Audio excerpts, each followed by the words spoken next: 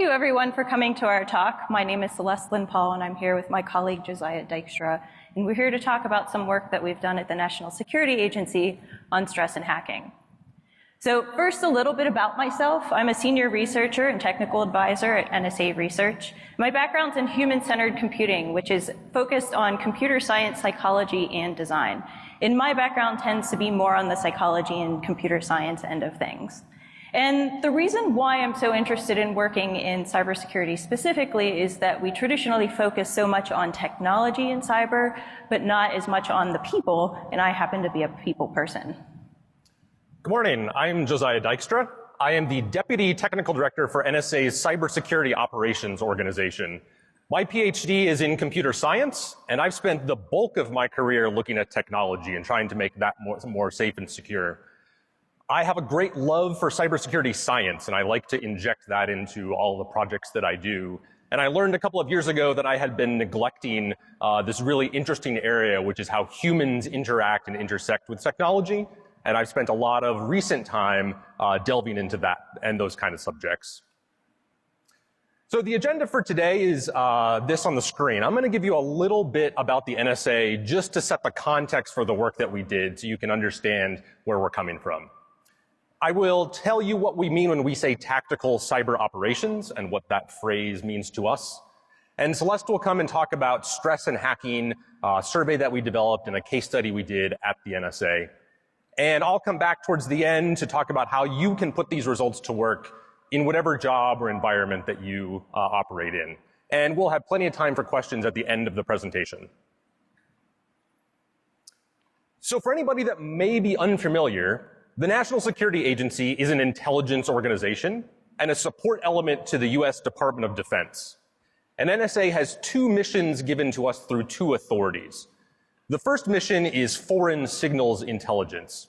This is our mandate to collect and process and disseminate intelligence information to US decision makers and military planners and operators. Our second authority is cybersecurity, and NSA used to call this information assurance. So cybersecurity is our other mission to protect national security systems. National security systems is anything that handles classified information or is critical to the conduct of intelligence operations or military operations.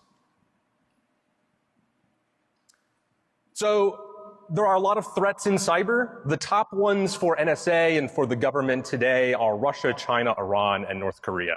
And all of these have conducted attacks against the United States in recent years. Russia, for example, we've seen a lot of influence campaigns over a lot of years that have really ramped up and has become very, very aggressive more recently. In China, there's been a lot of both public and private reporting that shows what used to be large-scale, massive, very loud attacks have pulled back a little bit. They're a bit more tailored than they used to be. But still a very important nation for the United States. In Iran, we've seen a change from disruptive and sort of loud attacks that are sort of now more in line with their geopolitical norms. And in North Korea, it's very clear to us that every military conflict has a cyber component that goes right along with it. And so these are the requirements that NSA gets handed to us from the National Intelligence Organization. So cyber is something we don't do alone. We have a lot of partners in this work, and we collaborate with them on a nearly daily basis. So I said that NSA was a member of the intelligence community, and we do cyber work with all of those other members on a daily basis as well. We have a close partnership with the military, the combatant commands, especially US Cyber Command, because US Cyber Command is the group charged with doing military operations in cyberspace. We have a lot of foreign partners, and I think many people are familiar with our Five Eyes Intelligence Alliance. This is our close partnership with Canada, the UK, Australia, and New Zealand, and we do cyber with all of them. Among our law enforcement partners would be the FBI. And the FBI has domestic responsibility for cyber attacks and espionage and those kinds of disruptive cyber activities. We have a lot of US government partners. One, for example, is the Department of Energy. So the DOE is responsible for domestic energy sectors and foreign threats targeting that sector. And NSA has lots of partnerships and research collaborations with academia.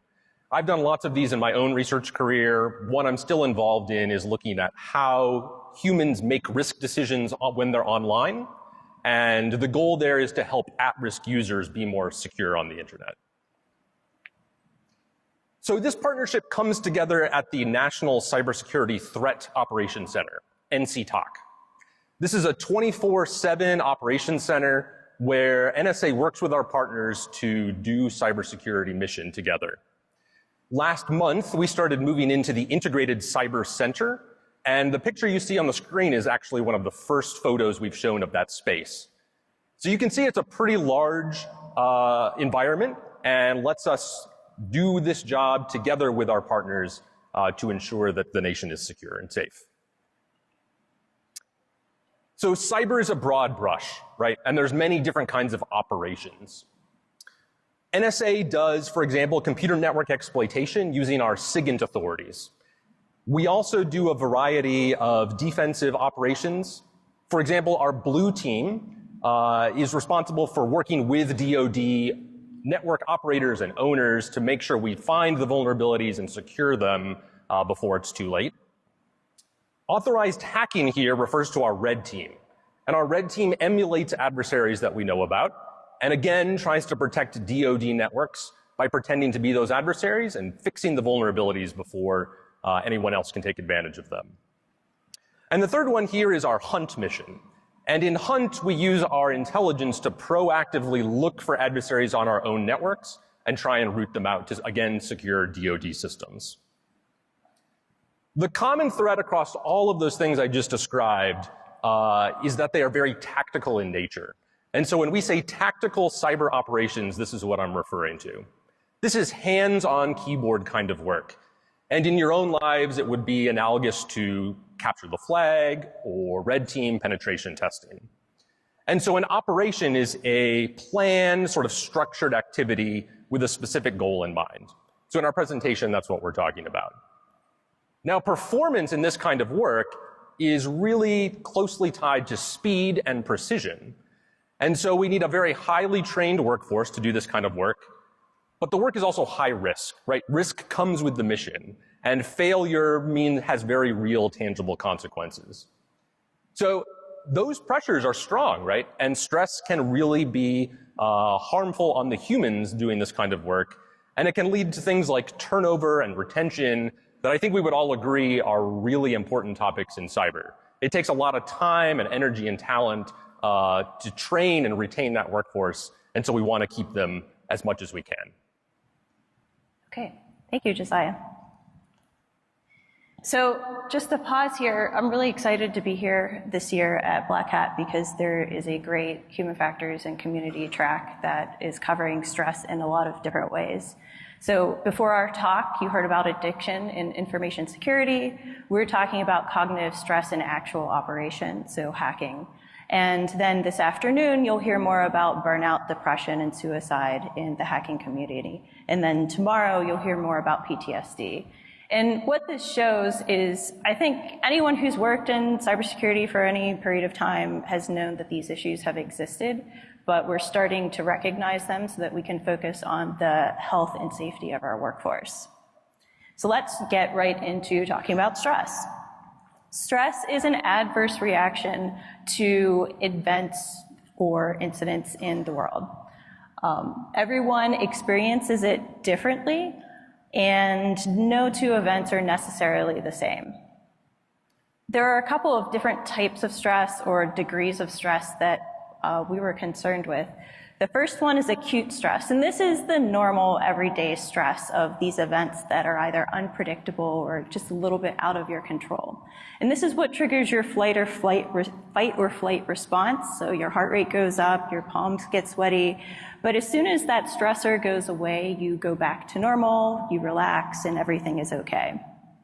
And some people do well under stress. They enjoy the excitement of working in a challenging environment. They enjoy the clarity or focus that the stress, the additional adrenaline gives them. And in itself, it's not necessarily a bad thing. When stress becomes a problem is whenever it becomes repetitive, and you experience it so often that your body, both physically and mentally, you don't have enough time to recover in between these stressful events. And so you're kind of operating at this high buzz from event to event without getting a chance to relax and collect yourself again. And if you have underlying conditions, health conditions, they can start to be aggravated by this, even though the stress might be manageable and uncomfortable. However, if you're enduring this stress over a long period of time, what we call chronic stress, this can start to have a lot of effects on your health, even if you're a healthy person.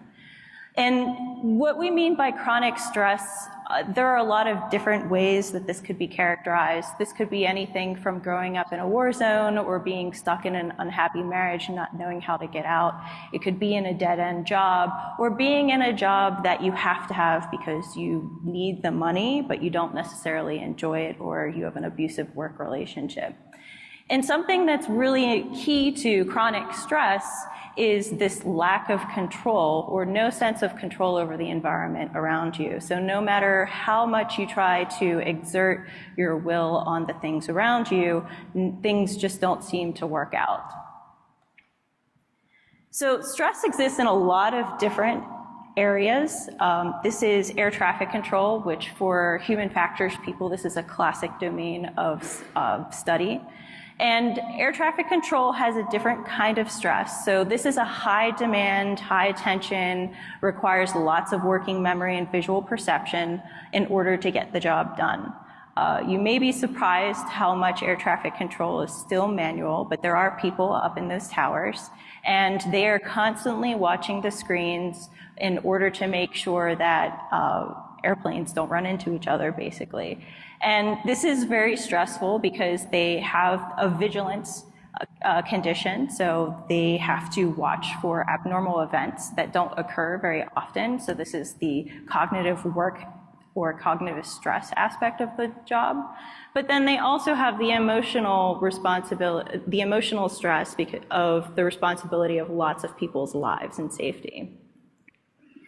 So another domain is in emergency responders, and this is a little bit different from air traffic control. This is not necessarily that long-term vigilance that air traffic controllers get their stress from, but rather these tend to be episodic in a way that have stressors that have a high emotional and physical toll on the emergency responders involved. And this is important to note because they often need to make snap judgments with incomplete information. And whenever you're stressed out, that does affect decision making, and you don't want that to affect emergency responders whenever they're doing their jobs. Getting closer into the technology range, we have cyber warfare. And there are a lot of different things that affect cyber warfare from a stress perspective, and I'll go into that in detail in a couple of minutes. But something that is unique to this kind of work is the shift work, or the length of shift, in addition to working in a complex and unpredictable environment. And those types of things are contributing to stress in a different way than the emergency responders or the air traffic controllers. So what is it about hacking that makes it so stressful? Some of you may have your own opinions on this. Hopefully they match with mine. Or you've experienced this yourself and you can resonate with what it is that we are working on here. So cyber is hard, right? I mean, we get our new boxes full of analytics and they give us fancy new tools, but somehow the job gets harder and harder every year. It's because it's complex, right? It is a very unpredictable environment where a lot of things can go wrong, and even if you try to control all of your independent variables, you can't. There are just too many things, too many moving parts. And especially in our mission, we are in a high-risk, high-reward environment that just ups the stakes of all of these mistakes that could potentially happen whenever things don't go right.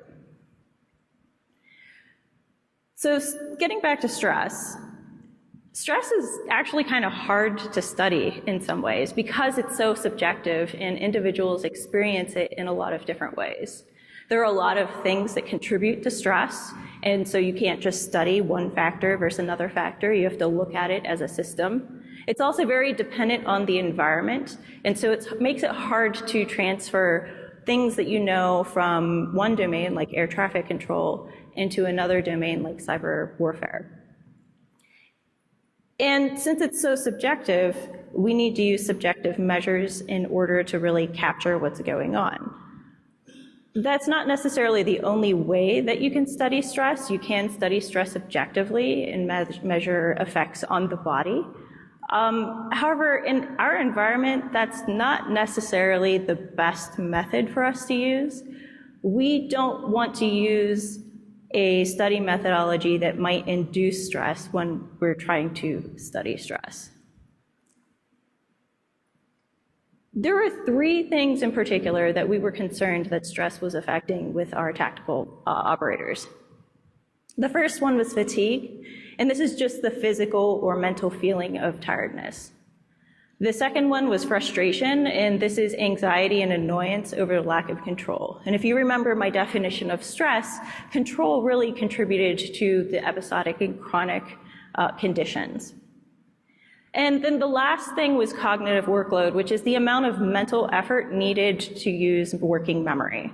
And I'll break out cognitive workload a little bit more because that in itself is a little bit complex. So the first factor is fatigue. To study fatigue, we used something called the Samparelli Fatigue Scale. It was originally developed by the Air Force Research Lab to study fatigue in fighter pilots, and has since been transitioned and used in a lot of different domains, including information technology. And here we're just measuring it on a 20-point scale, and we actually anchor it in a couple of different ways, just so that people had a sense of what the scale was like.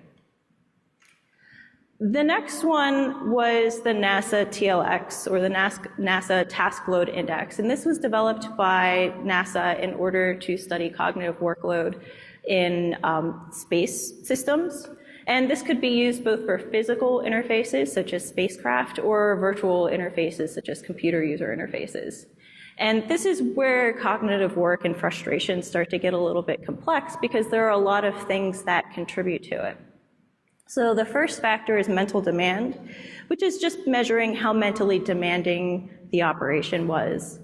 There's also a physical demand aspect to it.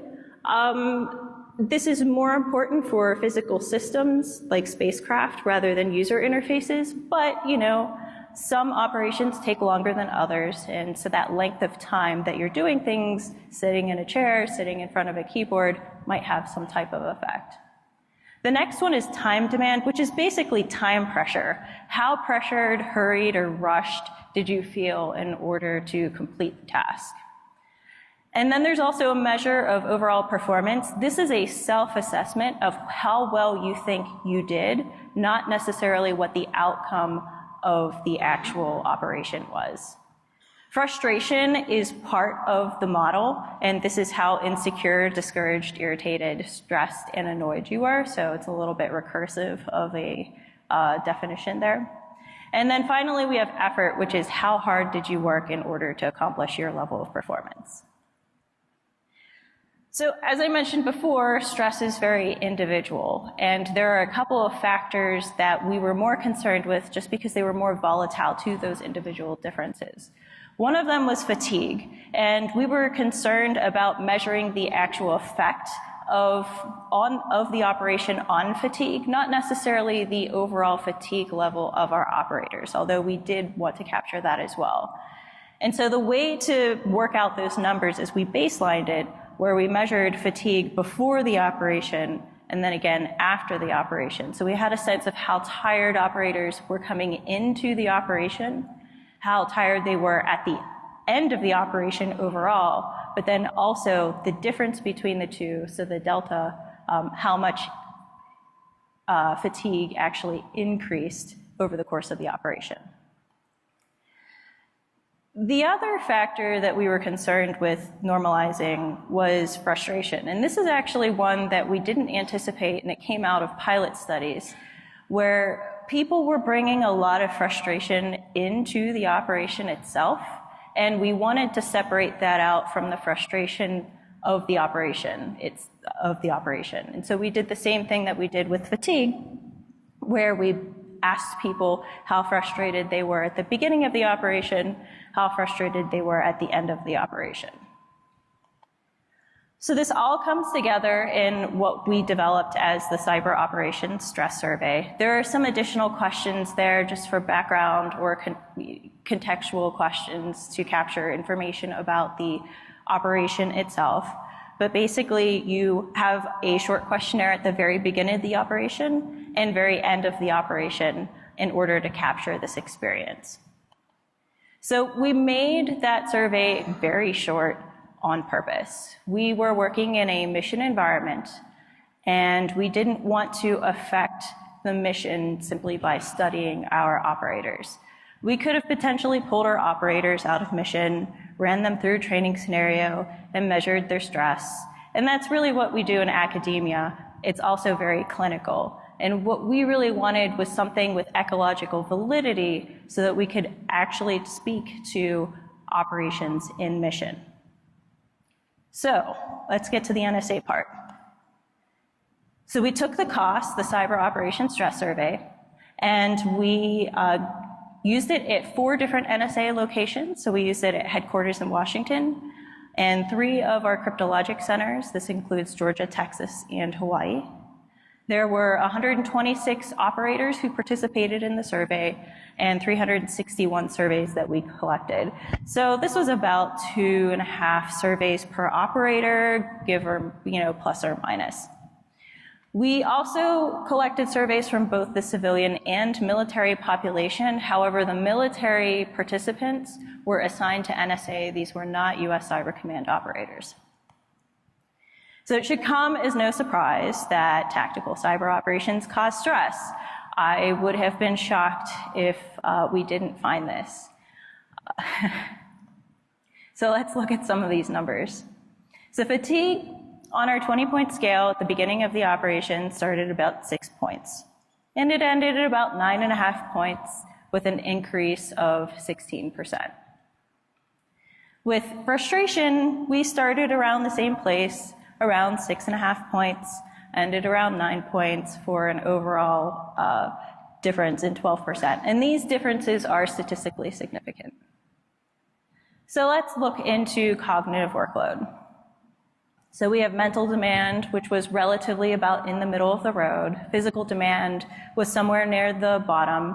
We were actually a little surprised that physical demand was as high as it was, but thinking about how long operators were sitting at the keyboard and thinking about the vigilance aspect of some of the work that they do, it started to make a little bit more sense. Time pressure was somewhere on the bottom end of the scale. Self-assessments of performance were near the top. Effort was near the middle of the scale, and I already talked about frustration. I like to look at these numbers individually because they provide more context. However, you can munge together the TLX into a cumulative score, which is often done whenever you want to transfer your results and compare them to another study. There aren't that many studies that in cybersecurity that use the TLX as a measure of cognitive workload, but for the few that we did find, our raw TLX value is somewhat comparable. So I just showed you a bunch of numbers, and I know you're thinking, was that a lot? That's a very good question. And I sometimes think about that as well, but I think there's a better question of so what or why? And let's get into that a little bit more. So let's break out cognitive workload. And so what I've done here is I've taken that model, those 6 factors, and I'm just looking for correlating values. Are there relationships between these factors, and what are those relationships? Are they positive or are they negative? And since this is a well-validated model, you would expect that these factors would be related or linked in some way. And for the most part, that's true. So we see that mental demand, physical demand, time pressure, effort, and frustration are all positively correlated, meaning that as they go up or down, there's a relationship for those other factors to also go up or down. However, something weird is going on with performance. Performance is the one factor that isn't linked to these other factors, meaning no matter how much mental demand, physical demand, time pressure, or effort may go up or down, there is no relationship to the self-assessment of performance. So there doesn't seem to be a link or relationship. Where we do see a link or relationship is with frustration, meaning as frustration goes up, self-assessments of performance go down. And I find this interesting because frustration was one of those factors that was linked to mental demand, physical demand, time pressure, and effort. So it fits within that model, but then breaks out again in performance. So clearly there's some type of interaction or effect going on here. So now let's look at changes in fatigue and frustration. So we've basically taken that normalized value. It's much more sensitive. We have a little less data to work with, but it's more descriptive and accurate of what's actually going on. And so here again, we can see that mental demand, physical demand, time pressure, effort, and frustration are all linked to changes in fatigue and changes in frustration. Meaning is, as those things go up or down, or increase or decrease, so do the other factors. So they're linked together pretty well. But again, we see that performance is doing weird things, at least in the case of changes in fatigue. So for an operation that may be more or less tiring than other operations, performance isn't affected. There is no relationship with that factor. But we're still seeing something going on with frustration. And again, frustration is part of that cognitive workload model, that cognitive stress model. And this is a more sensitive measure than the one that we were looking at in the previous screens. Again, no matter so the only thing that's really affecting how well people think that they're doing in their operation is how frustrated they are over the course of the operation. So something else that I want to talk about is op length and the role of time in all of this. And just for context, the average operation of the ones that we surveyed was about 5 hours, plus or minus. And so when we look at the same thing, when we look at op length, we again see that there are relationships between mental demand, physical demand, time pressure, effort, and frustration, but not performance. Meaning that there was no relationship between the length of the operation and how well people felt that they did.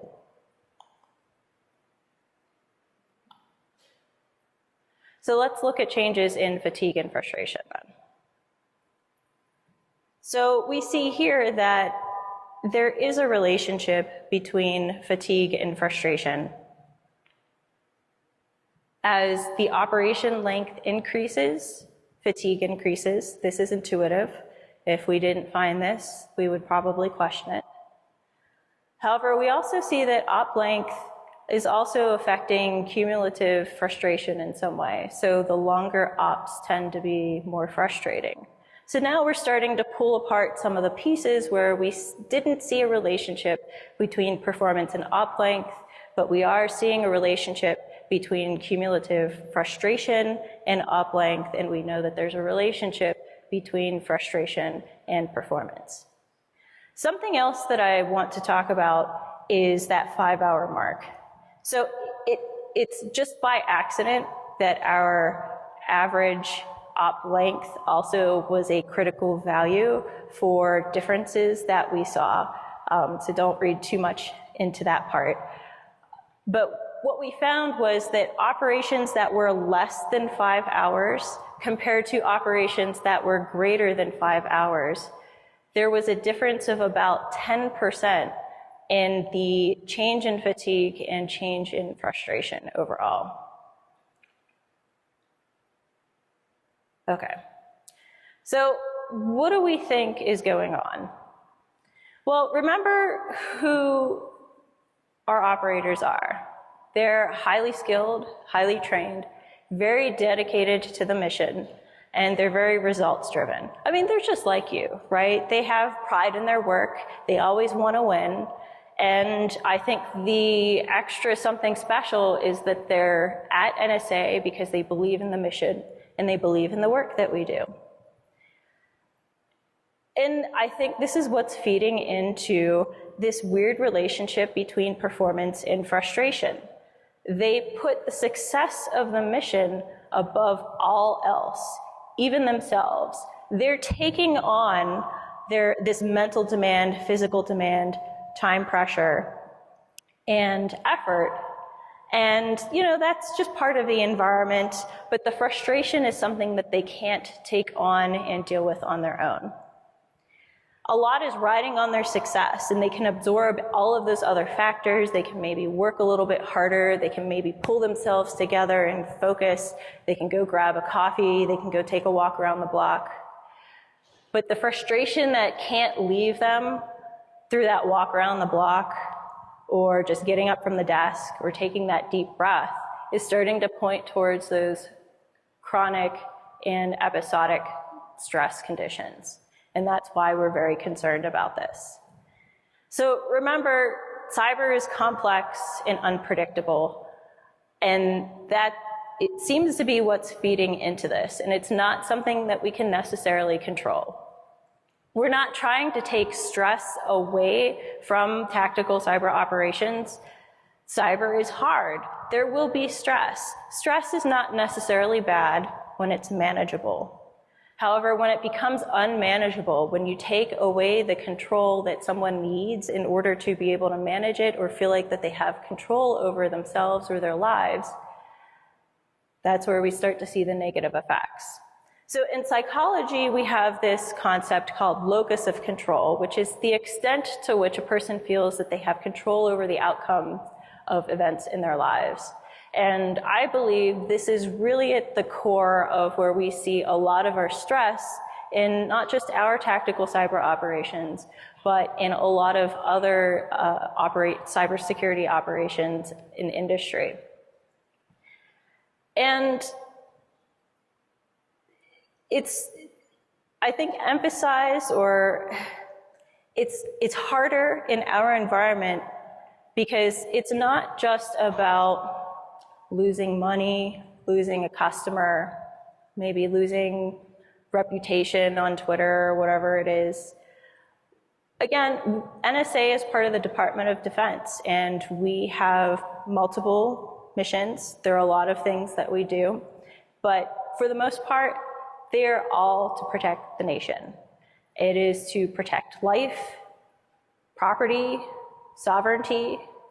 These are all very sort of heady topics. And imagine being the guy at the keyboard in charge, like at risk or in charge of all of that. You're running an operation, and if you make a mistake, you could affect those things for a lot of people. That's a lot of responsibility to take on, and our operators take on that responsibility gladly.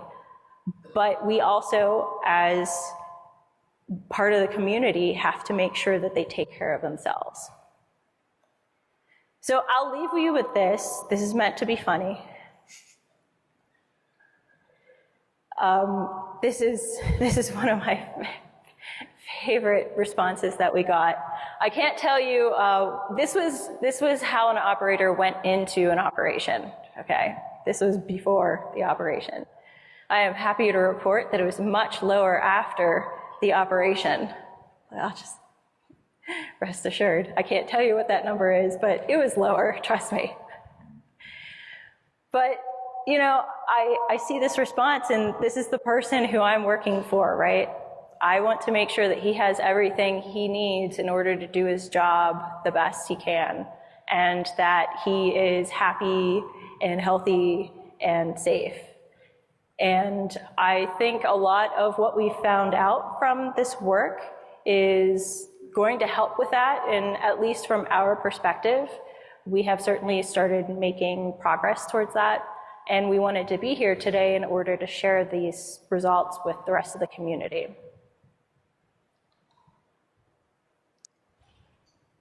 Okay, let me summarize that bit of data one more time for you. First of all, we found in this survey, in the results that we did, tactical cyber operations increase stress, right? Fatigue, frustration, and cognitive workload. Showed those numbers.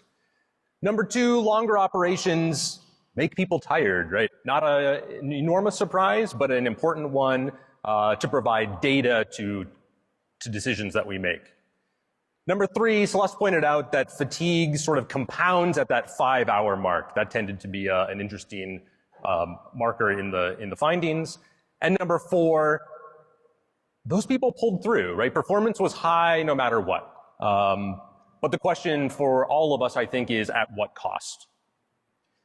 So hopefully you found that bit of information interesting, and you probably are asking yourself, great for the NSA, what does it mean to me? And I'll give you at least 3 ways I think you can apply this in your own environments. Number one, we're going to make the survey public. We're going to put it on nsa.gov, and you can use it in your own environments as a baseline to find out how stressed are your people in a particular task. You can also use it to measure differences as you change your environment. So if you introduce some new policy or you roll out automation of a particular kind, you can give that workforce the survey before and after and see what difference it makes. This is me loving science, right? Let's find out how good these things are.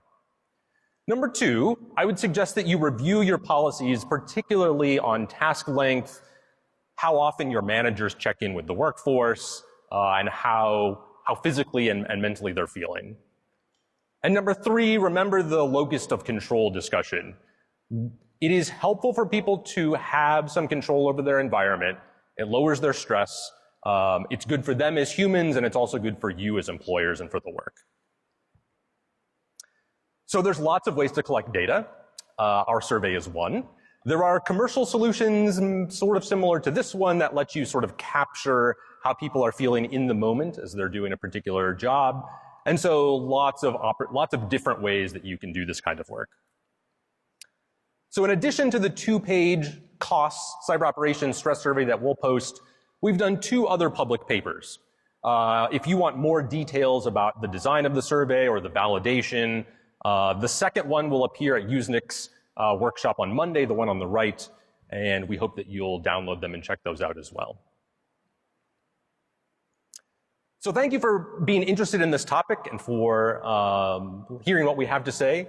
We would be more than happy to take any questions that you might have. Thank you. Please use the microphones. Thank you.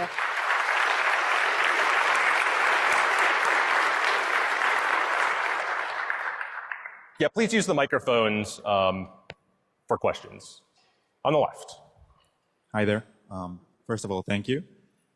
2 questions, actually, if that's okay. The first one, weren't you concerned or worried about doing not anonymous form quiz because people know they have like effect, their answers has effect? So yes, so we took that into consideration. Under normal circumstances, we would try to anonymize data, but for a variety of reasons, we couldn't because we were trying to link other types of data. And we were concerned about that because we didn't want it to go up the chain, so to speak. And so what we did to try to alleviate that was I actually created a little ballot box. So whenever the operators would be done with their operation, they would put the survey in the ballot box. And I had safety stickers on the back of the ballot box so we would know if anyone who wasn't supposed to be in there would be in there. And that maybe helped. Some of the operators, it didn't matter. So we didn't ask them for their names on the surveys, although, you could probably guess. But a lot of operators did put their names on the surveys because they wanted to be contacted if we had any questions. So we were concerned about that. cool, thank you. And the second one, can you guess or assess how a form of someone like Snowden would look like?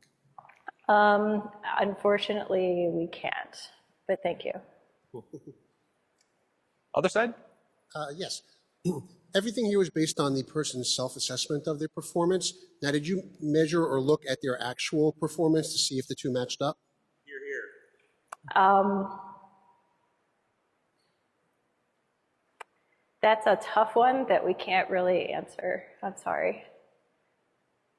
Both are difficult, right? The question is whether we matched up self-reported performance to actual performance. And that's hard to measure, right? Somebody doing a pen test, did they achieve the things you sort of expected them to do?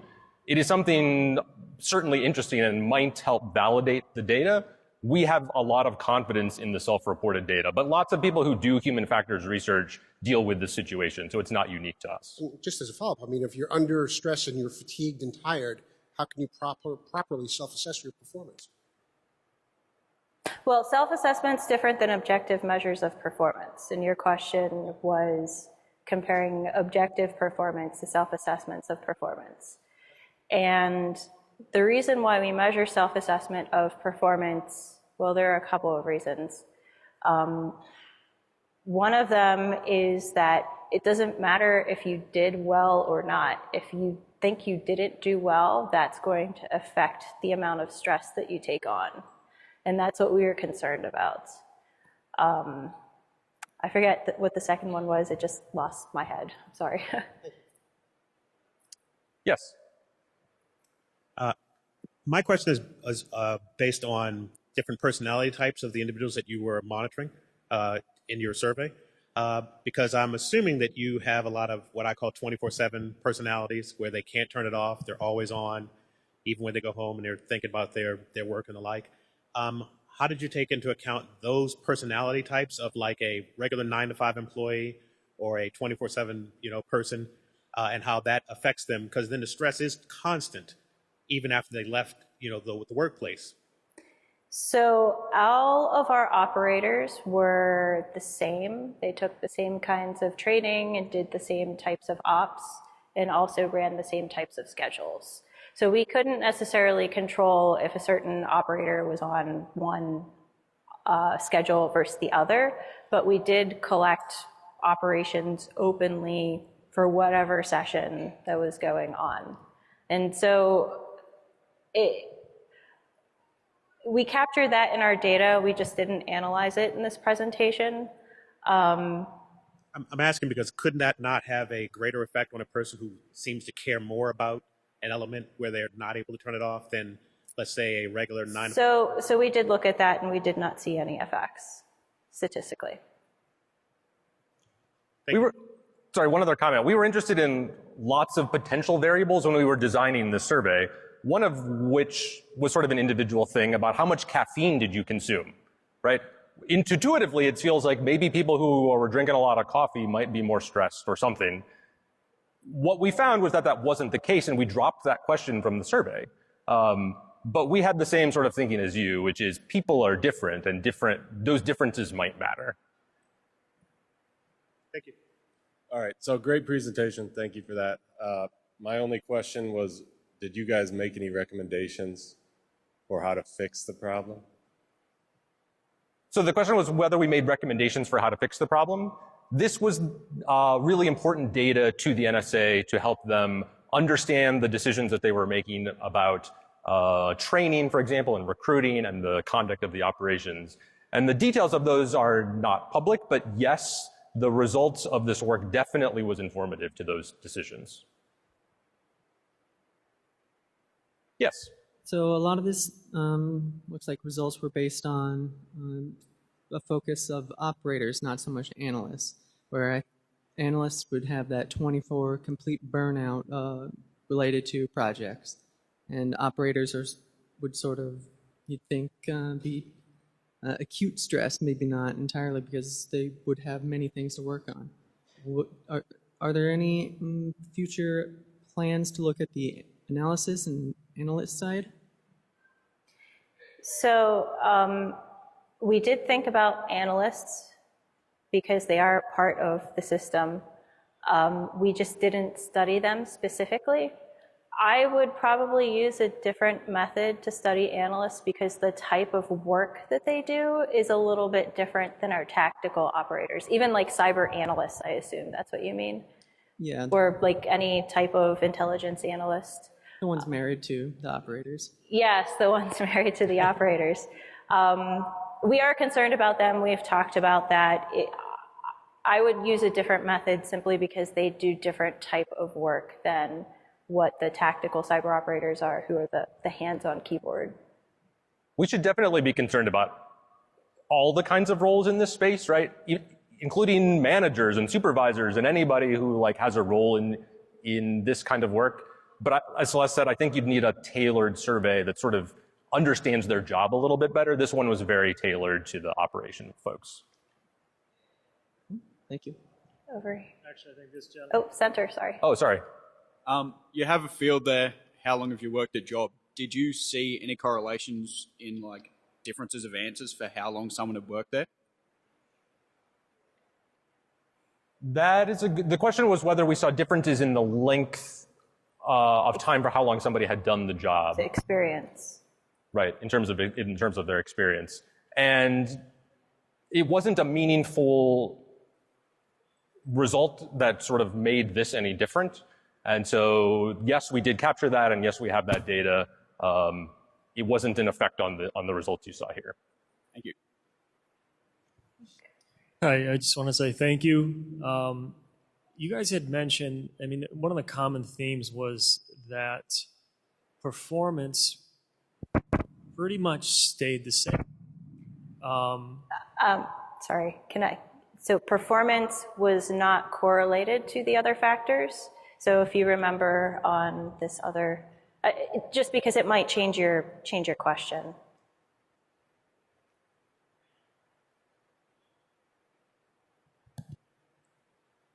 So performance spanned the scale. It's just that performance didn't have a relationship with any of the other factors, meaning if mental demand happened to be high, there wasn't a relationship with whether or not performance would also be high or low. Does that?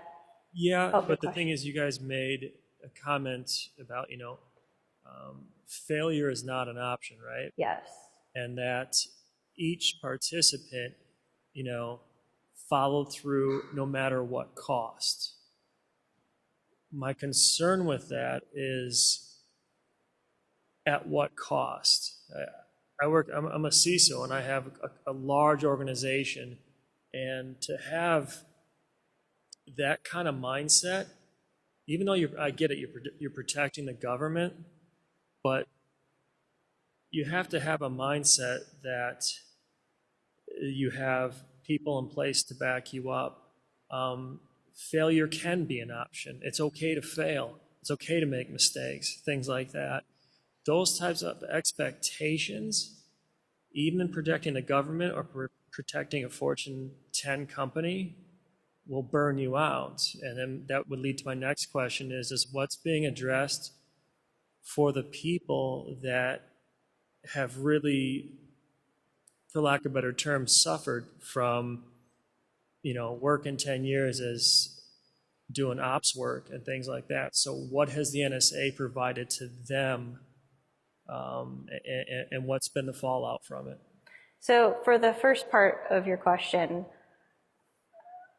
in terms of NSA policy, failure is not an option, is not a policy. That was not me. And I think this will be the last question because we're out of time. When I say failure is not an option, that is the mindset that the operators are in, not the policy of the agency. They feel the need to succeed because they understand how much is riding on it, even though, things go sideways all the time. Cyber is complex and unpredictable. We know that and we understand that. And, not everything goes as planned. And it's not the operator's fault, which is that control, the lack of control that they're feeling. So I don't really know how to answer that first part because it's not really how we feel about them. We don't feel pressure to succeed above all else. We take that on ourselves as a personal mission. We'd be happy to talk more at the wrap room if you want. Yes. Okay. And if you have any more questions, we'll be at the wrap room. Thank you. Thank you.